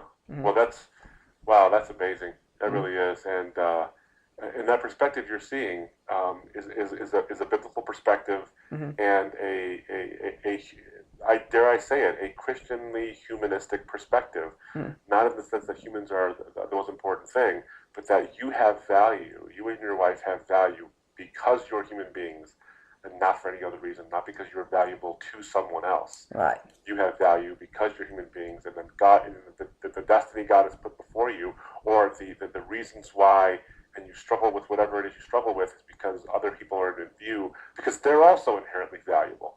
That's a really amazing, that's a poetry that I don't think any other worldview can weave. Mm-hmm. Yeah, that's even why she started an anti-bullying thing on Mm, Facebook, and I'm thinking be very careful about how you phrase this because a lot of things construed as bullying aren't, but it's to reach people who have been hurt by the snide remarks of others meant yeah, just to hurt them. absolutely, absolutely, Well, absolutely. Mm, we're wow. we have this point in the show where I like to remind people about how we do this because if you're able to listen to this, you're probably realizing this format seems a bit different from what we usually have. I'm not hearing the commercials, I'm not hearing the chance to call in, and that's because we don't have a studio line anymore, and that's because of a lack of funding coming in. And the reason we require all these kinds of things is because everything we do here at Deeper Waters is supported by people like you. It's supported by your donations, and when we don't have those, we're not able to function in a full capacity. If you really like the Deeper Waters podcast, you really want to see us keep going and be able to call in and ask your questions, well, be sure to support us. You can go to my blog at deeperwaters.wordpress.com and click on the link, and you'll find a way that you can donate there. And also, you can make a donation to us through Risen Jesus, the ministry of Mike Lacona, my father-in-law. And you go there and make a donation, say, hey, I want this to go to Nick Peters, I want this to go to Deeper Waters. That is the best way because we will get every penny from that donation. They will make sure of that. And in fact, I've just written an ebook with my ministry partner that's come out recently. We're planning on doing a more expanded version of it for paperback or hardback sometime. But it's Defining Inerrancy, which is responding to the charges against Mike Lacona from Geisler and others. And it's really a great review. It's $4 on Kindle, and some of the proceeds from it will go to support Deeper Water. So, hey, you're going to be getting a good book. It doesn't cost a lot. some of the proceeds go to us. What do you got to lose with that one? And if you get a copy of Defying Inerrancy, please leave us a positive review. We want to know how much you like the book. If you didn't like it, please don't say anything whatsoever. And Abdu, you got your own ministry, Embrace for Truth. Tell us about Embrace for Truth and how can people support it? Thank you for that. And I encourage folks to go to those websites you mentioned and to Mike's website, Risen Jesus, and donate to your great podcast. We'll keep it on the air and keep that ability to keep people calling in and doing those things. Our ministry, Embrace the Truth, is an apologetics evangelism ministry. I'm an apologist, but I'm really an evangelist who uses apologetics to do it, to integrate that heart and mind connection. They can find out more about us, what we're doing, at embracethetruth.org, all one word, embracethetruth.org. There's resources tabs, there's free stuff, there's free articles, there's free videos, but also a web store to buy some of our products, including the book, Grand Central Question, which you can get anywhere. You can get it at Amazon, you can get it at your local bookstore, or you can get it from our website. One thing I wouldn't mind mentioning, Nick, if I could, is that if you go to the website, grandcentralquestion.com, and just tell us your name and email address, we will send you a link to 4 free additional videos that go through some additional arguments for God's existence and how we can reach out to our pantheistic and Muslim friends, and also a comprehensive study guide for the book, and they're all free. So grandcentralquestion.com is for the book and how to get the free materials, but embracethetruth.org is how you can go and support our ministry and get some of the other free materials we have there. Well, let's get back into the book, because now we're going to be talking about where I think the book really shines the most, and that's your critique of Islam. Now, you talk about how when Muslims debate sovereignty, say the Bible has been changed, the Bible is unreliable, you can't trust the Bible, and you found a very interesting source that says the Bible hasn't been changed, the Bible is reliable, and you can trust it. I like the way you put that, Nick. Yeah. That's good, because it is an interesting source, isn't it? Yeah. So what was this source that all the Christian apologists listening will want out and get a copy of so they can demonstrate to the Muslims that they should trust the Bible? Absolutely. It's the Quran. It is the Quran itself. It is. It just tickles me when the way you put it is so great. But every Christian apologist who's even remotely serious about reaching their Muslim friends should own and read a Quran. I grew up believing that the Bible, the Muslims believe this. Islam teaches them that the Bible was once God's revelation, that the 5 books of Moses, the Psalms of David, and the Gospel of Jesus, and maybe even a few other books, because they mentioned other prophets as well, were all once divine inspiration from God, but that they became corrupted over time to contain these horrible blasphemies like the Trinity and the Incarnation, the Atonement. And the Quran in the 7th century in Saudi Arabia was revealed by God to fix all that corruption, and bring people back to true monotheism. And I believed that growing up, and I would argue that growing up, until I finally saw, I read the Quran many times, but remember, when I read those verses from the Bible that said tradition is not important, truth is important, my mind had shifted slightly. I started to read more critically. And the Quran says in numerous places, and I'll just read for you a couple, that the Bible has not been changed, and it would not be changed. For example, the Quran says in the 5th chapter, in verses 46 to 47, in verse 47 specifically, it says, "Let the people of the gospel," which of course is a euphemism for Christians, "let the people of the gospel judge by what God has revealed therein. And whoso does not judge by what God has revealed, such are the evildoers or the rebellious." Well, here's the problem. Why would the Quran tell Christians to go judge by a book that was horribly corrupted? Of course it wouldn't do that. Verse 68 of the same chapter, of the 5th chapter, says, "O people of the book," which of course is a way to talk about Christians and Jews, "you have no foundation unless you stand upon the Torah and the gospel and all the revelations from God." Well, how can they stand on it if it's corrupted? See, I found out something. It isn't that the Quran teaches the corruption of Scripture. It's that Islam has taught the corruption of Scripture. Mm-hmm. Because for the most part, in the early centuries, there's been, except for maybe a couple of commentators, for the most part in the early centuries of Islam, Muslims had basically assumed the Bible and the Quran agreed on things, and it was just Christian interpretations that were wrong. But then they got a copy in the 9th and 10th centuries. They got copies of the Bible in Arabic finally, read them, and said, oh my goodness, these are different, and they're really different. So it can't be that the Bible, that the Quran was wrong. It's got to be that the Bible was wrong. And so this doctrine of corruption really started to flourish in the 9th and 10th centuries. But early on in Islam, that wasn't the case. Most Muslims said, no, absolutely not. God's word would never be changed. Even the most well-read commentators on the Quran who were Muslims said, no, God's words have never been changed. The Bible exists today as it always has. Mm-hmm. So we need to, and by the way, this is something that I wrestled with this specific idea in my head. There was a dilemma that I was facing. See, I had read this, and then I realized this is what Al Gore calls an inconvenient truth, because I suddenly realized that the Quran I've been reading tells me that the Bible is right. Well, if the Bible is right, then the Quran is wrong because the Quran and the Bible contradict each other. Mm-hmm. But if the Bible is wrong, the Quran is still wrong because it says the Bible is right. Mm-hmm. So I've got a really serious problem here. But then there's a fundamental issue. This is part of the grand central question for Islam. There's this phrase, Allahu Akbar. Everyone knows this phrase, Allahu Akbar. And unfortunately, when you watch the news, something explodes whenever someone says Allahu Akbar. It's not really a terrorist chant. It literally is it's a phrase that literally means God is greater. For the Muslim mind, God is the greatest possible being, sort of an Anselmian idea. He is the greatest possible being, and there's no being greater than him. And he's all-powerful, he's trustworthy, he's all these things. But here's the problem, and I was facing this as a Muslim.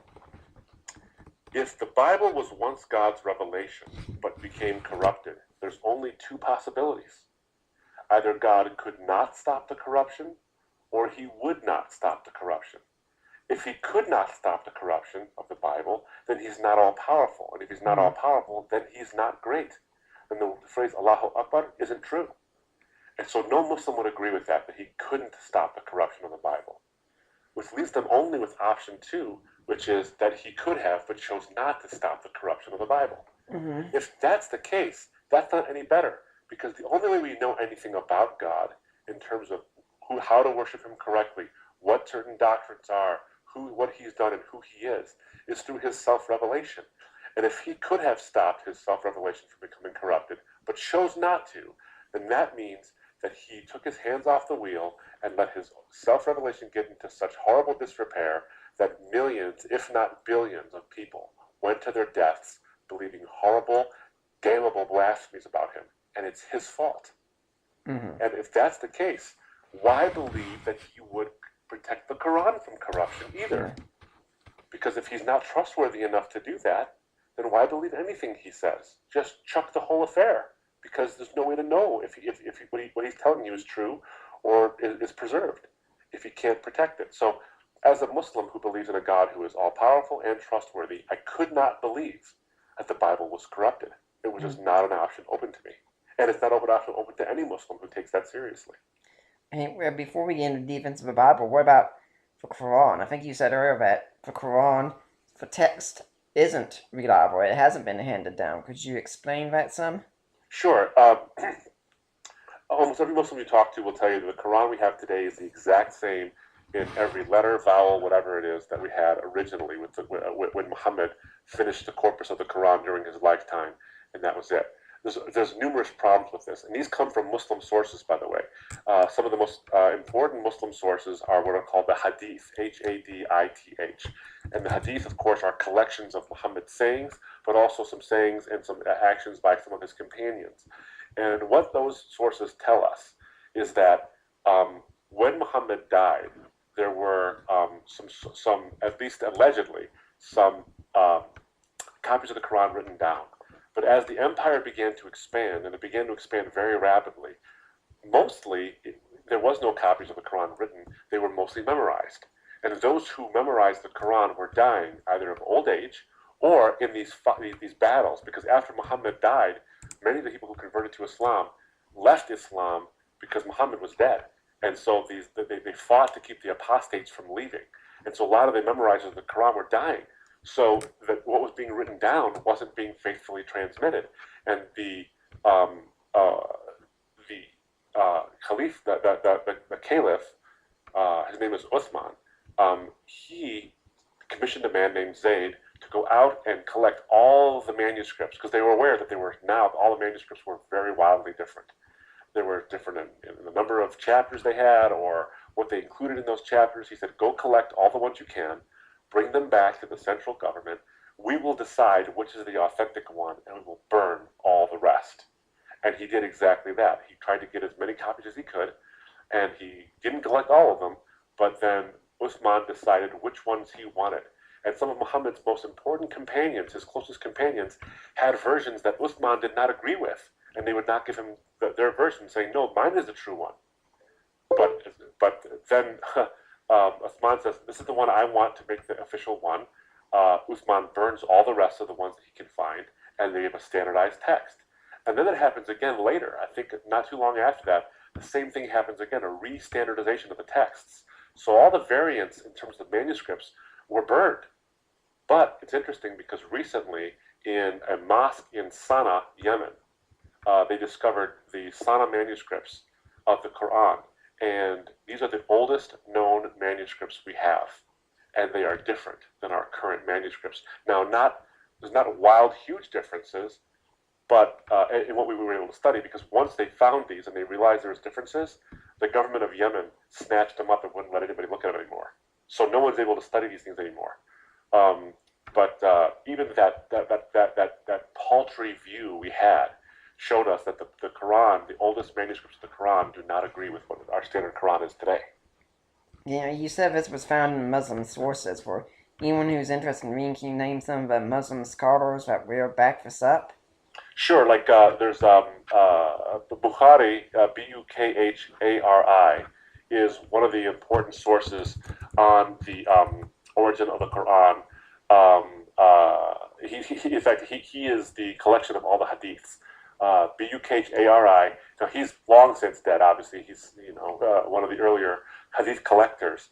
But he collected what most Muslims would consider the authentic hadith traditions about Muhammad, and this all is found in there. There's also the Sayuti, Sauti, Sayuti.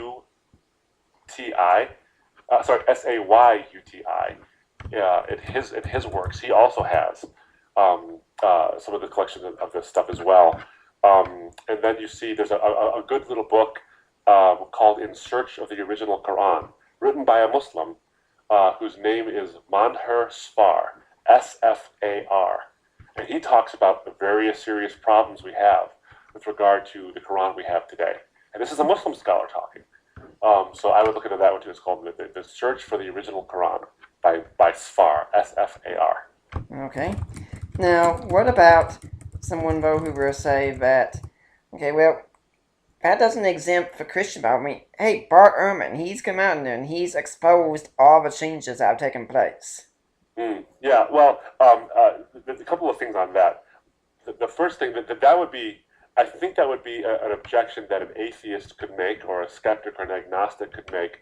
But I think going back, a Muslim has, though they love to use Bart Ehrman, they love using Bart Ehrman for their arguments.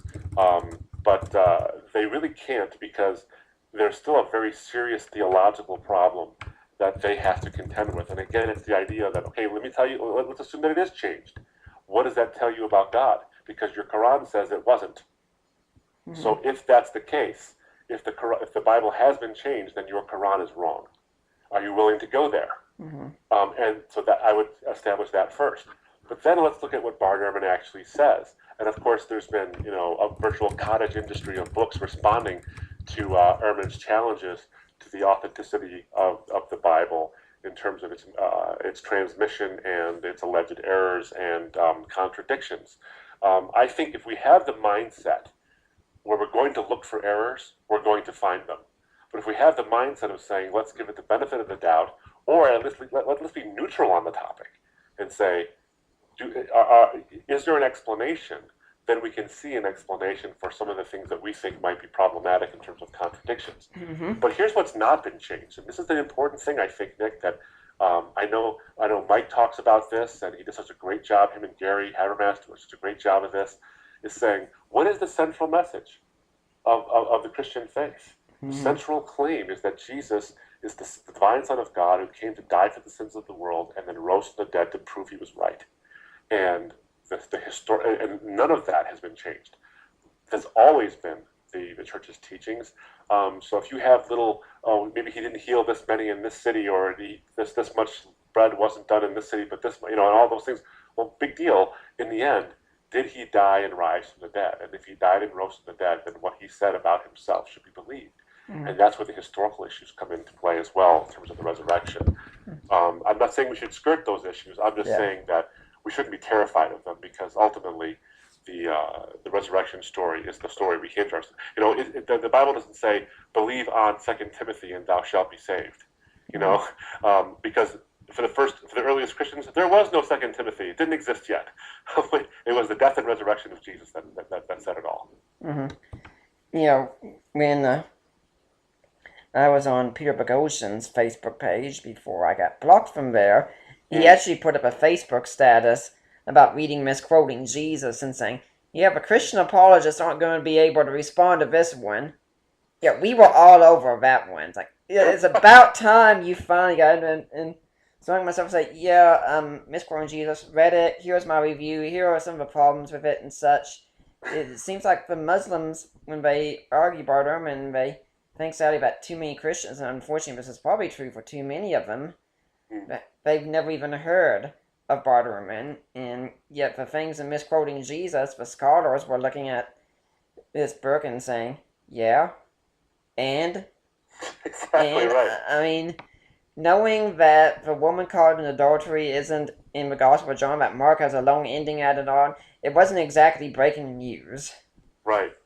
Well, and it's the thing, it's funny because in some senses, when Christians are ignorant of these ideas, like the ending of Mark, or the Kama Yohanayim, and the woman caught in adultery, and all these things, you point this out to your pastor, for example. He's like, "Oh my goodness, really? I've preached 1 million sermons on the woman caught in adultery." And I like the way Dan Wallace says, all I'm telling you is it's not in the Bible. It doesn't mean it doesn't exist. It didn't really happen. It doesn't even mean that it's not a good tradition. It just means that it's not in the Bible. That's all it means. But our acknowledgement of these facts actually gives us more confidence that we know what it does say. Because contrast it with the Muslim. The Muslim, for example, can't say what the original really said because he has no comparisons. All the variant manuscripts were destroyed. So how can you know what the original was? If I wrote one letter and had you copy it, and then had 10,000 others copy it, and then my original was destroyed, and those 10,000 copies were destroyed, how do I know you copied it correctly? There's no way to check it. Mm-hmm. But with the Bible, we know these things. So the fact that we know, interestingly enough, we know that Mark's ending is up for questioning, and I think probably is a shorter, and the short ending is the preferred ending, not the the ones in brackets in our Bibles. That that woman caught in adultery and all these things. The fact that we know that those aren't in there tells us something. You can only know what's not in there if you know what should be. Yeah.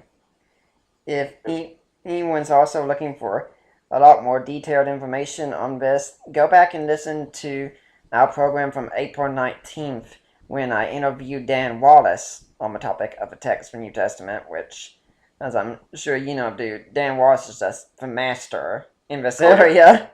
Oh yeah, I had Dan on my show a couple of times myself, and sat down and talked with him, and I was there when at some of the Days of Discovery through Josh McDowell. They had some of these Days of Discovery. We're talking about some of the newer manuscripts and uncovering some of these things.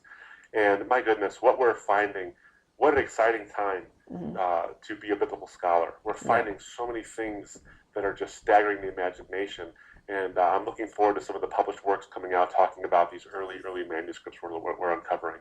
Well, what are some things that our listeners can be doing when we're talking with Muslims and trying to evangelize them? I mean, I know when I'm dialoguing with Muslims, sadly it seems Muslims are some of the most people who are the most impervious to reasonable arguments. It's funny. In every other context, they're not, Mm-hmm. but in this one, they are. You're absolutely right. And I'll tell you, I was one of those same people. I think a couple of things, Nick. The first thing is in the prologue of my book, when I talk about the cost of truth and how powerful that can be, that truth has consequences.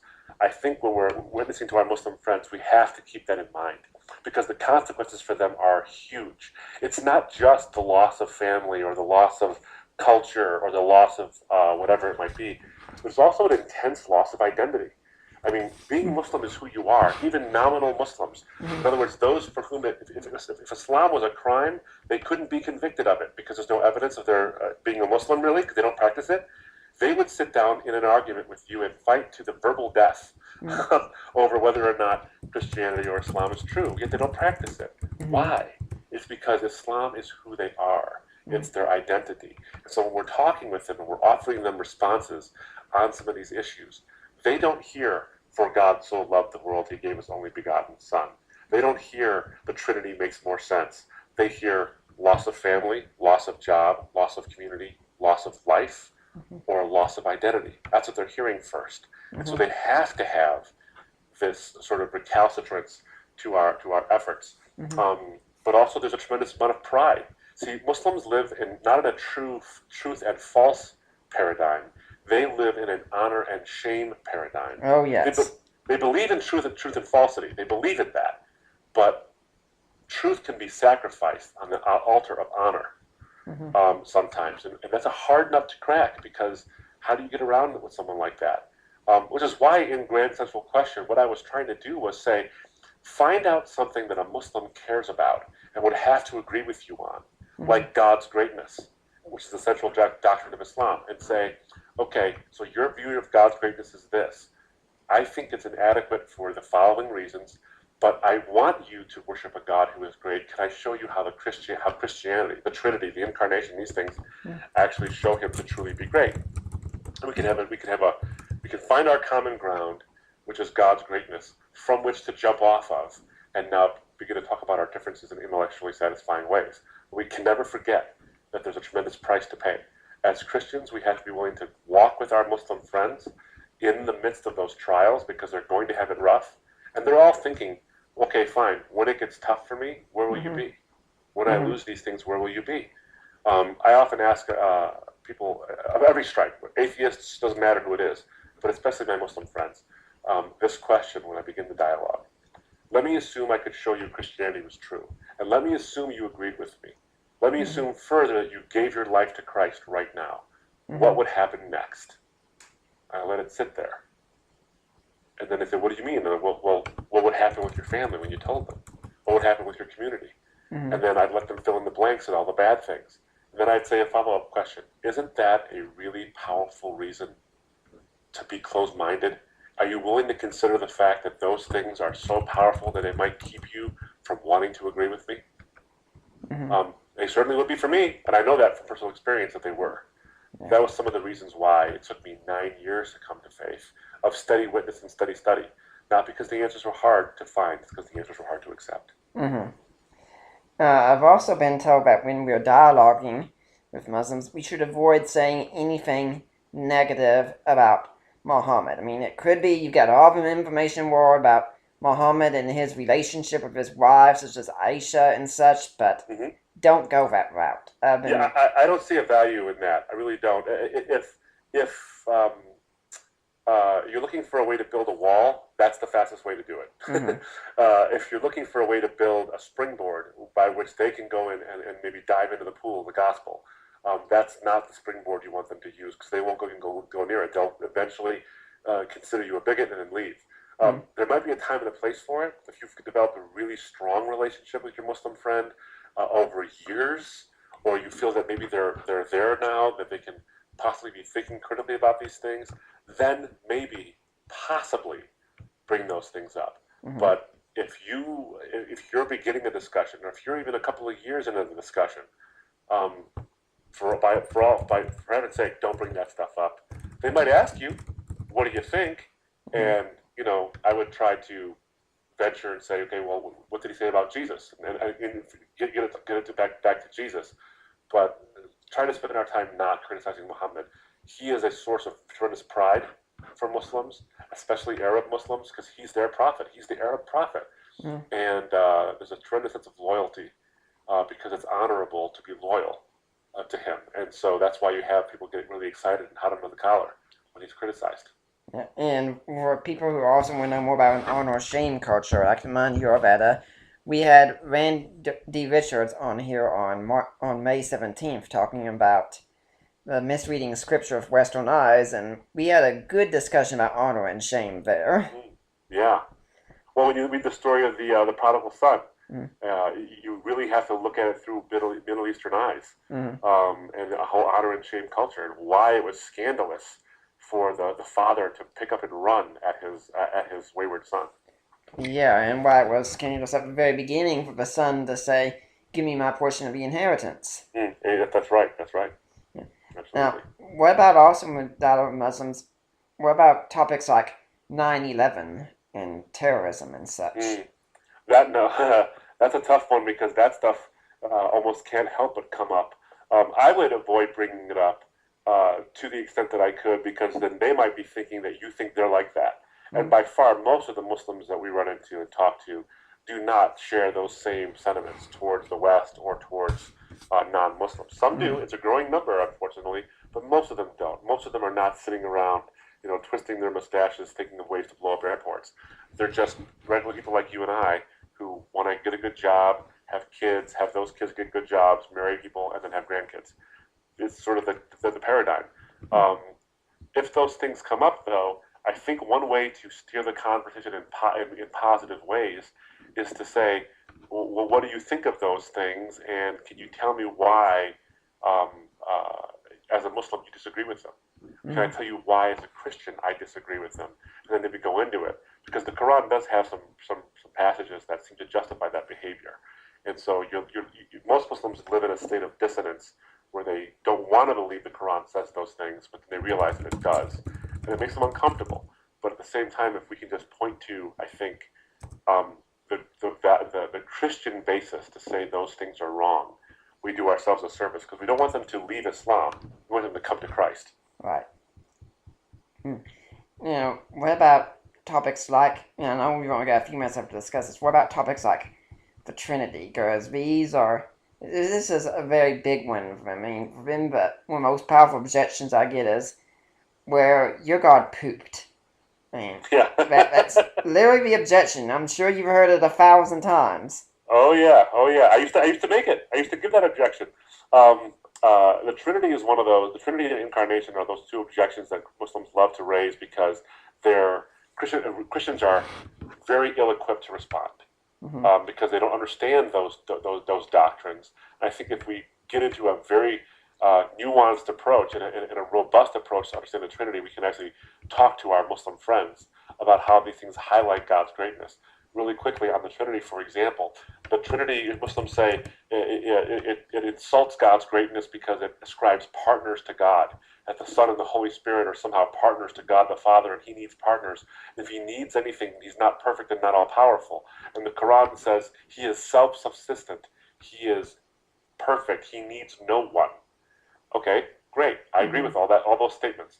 But here's the thing: on a Muslim concept of Mm-hmm. God as being a monad, one in His nature and one in His person, He does need things beyond Himself to be who He is, because the Quran refers to Him as Al-Rahman and Al-Rahim and Al-Wadud, and all these words mean the beneficent and the merciful and the loving and the kind and all these things. These are all relational qualities.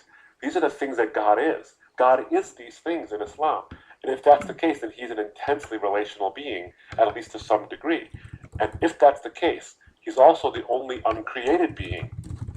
Now, if that's the case, then there was a state of affairs in which God was alone.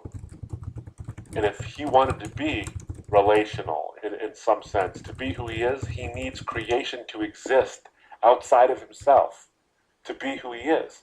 That's a God who needs something. Mm-hmm.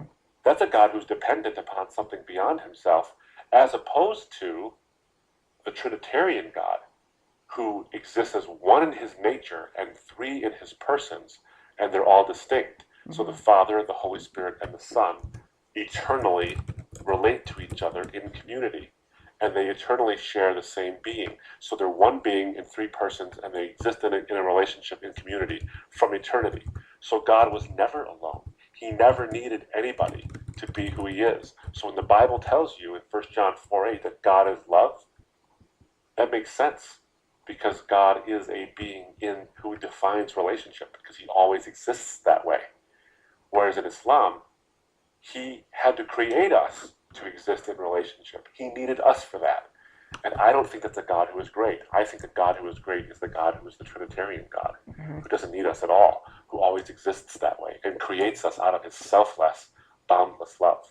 And it also comes down to crucifixion. I mean, this is one of the big problems with the Quran, not even establish it to the Trinity, that when the Quran talks about the Trinity, it gets the very definition of a Trinity wrong. By twice, in fact. Yeah. And when it talks about Jesus, you have a denial that Jesus died on the cross. And you're thinking, why should I trust the Quran if I can't even trust this basic historical fact? Well, you're right. You're pointing out the chapter 4, verses 157 to 158 of the Quran, where it says, "They did not kill him, nor did they crucify him, but it appeared to them as if it was so." And the most common interpretation of that is that that a crucifixion event did happen, but it was not Jesus. It was someone else made to look like Jesus on that cross. And theories run from it was Judas Iscariot who was made to look like him, to Simon of Cyrene, all the way to a young disciple of Jesus who volunteered to take Jesus' place on the cross to save Jesus from the torture. Which, by the way, is horribly ironic when you think about it. Islam has someone else substituting for Jesus on the cross when the gospel tells us that he was on the cross for us. Exactly the opposite. But you're right. The historical claim, no one who studies, who believes in a historical Jesus, and that's by far the most scholars, save for a few fringe folks, no one who studies the historical Jesus denies that he died on a Roman cross at the hands of Pontius Pilate at the behest of the Jewish leaders. No one denies this. Only the Quran does. So if they can't get this is the most important fact, this is the most basically known fact about the historical Jesus. How could it get this wrong? And that's an important thing to point out to our Muslim friends, is that it has to, this is an important fact. In fact, you have a lot of Muslim apologists now, like Shabir Ali, for example, who will say, no, he was crucified. And they try to interpret the Quran to say that he was crucified, because they know the serious problems that their position used to face. And with regards to Trinity, it's got a wrong definition. Twice, which you think, even if a Trinity was wrong, I would think that the very message of God would at least get the belief right. Yeah, well, yeah, I mean, what happens in the Quran is in one place it says, it has God talking to Jesus, and it says, I will ask Jesus, did I ever tell you to worship, to tell people to worship you and your mother as gods besides me? And Jesus says, of course not, I've never said such a thing. Well, I agree with that. Yeah. He never said that either. No Christian has ever believed that the Trinity includes God, Jesus, and Mary. Now, maybe there was some really weird sect in Arabia that thought that, but Orthodox Christianity never claimed that. In other words, the Quran is attacking a hill that no one is defending. Also, the Quran also says, forbear and say not three, that God is one of three in the Trinity. Well, no one believes that. No Christian believes that God is one of three in a Trinity. Christians believe that God is a Trinity. Not that he's one of three other beings in a Trinity, that he is the Trinity itself. So even when it comes close, it still gets it wrong. Yeah. So what ultimately is the best piece of advice then overall when dealing with Muslims and interacting with them to get them to Christ? Two things. One is to make sure you have a very, very well stored up patience. This takes a long time. It took me 9 years, took Nabil like 5 years. I think the statistics are that it takes an average about 3 years of steady witness to get a Muslim to commit to Christ if they're sincere. And the second thing to keep in mind is that you need to keep the main thing the main thing. Many Muslims will rabbit trail all over the place. When you begin to pin them down on one thing, they go to another thing because they see your arguments are getting a little too good and they might go somewhere else for that. And the reason is because they need to. They need to go somewhere else because they can't be wrong on this. And if they're wrong, then everything changes, and that's too costly of a burden. We need to be able to artfully steer them and say, let's stay on the Trinity for a while, let's stay on the Bible for a while, and not go on rabbit trails. Okay. Well, we're coming to the end of our show, and I've thoroughly enjoyed having you on. It's been a fascinating discussion. Hopefully we can do something like this again sometime. If people have been listening, though, and they'd like to find out some more about you and what you do and such, do you have a website or a blog or a place that they can go to get more information? Absolutely. They can go to embracethetruth.org. We have a blog on there. There's a blog tab at the top. Tons of free resources and understanding of who we are. To book us for various events as well. Embracethetruth.org.